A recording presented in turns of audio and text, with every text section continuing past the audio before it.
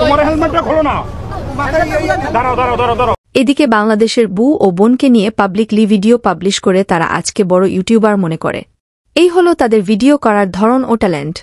যাই হোক, হঠাৎ করে রাস্তা দিয়ে ইয়াছিন ও মিথিলা যাচ্ছে। তাদের কোনো একটি কাজে ঠিক একটি সময় তারা দুজনে দাঁড়িয়ে কথা বলছে, তাদের বাইকটি সাইড করে।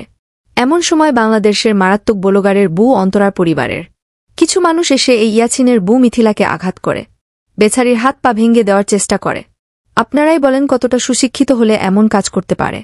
যদি এমন হয়ে যেতে যে মিথিলা মায়ের খাওয়ার পর স্পোর্ট ডেট, তাহলে রাকিব ও অন্তরার বলক বানার কি হইতো আপনারাই বলেন।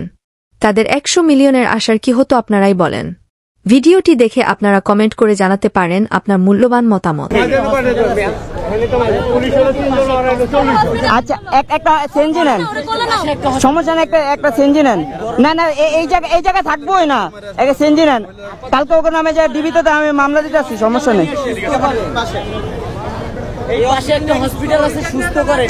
আরে ভাই ভাই, একটা সেনজি নিয়ে আহেন না।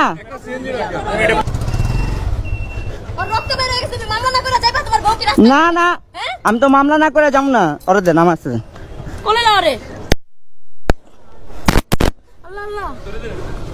দাঁড়াও, 1 সেকেন্ড ধরে রাখো।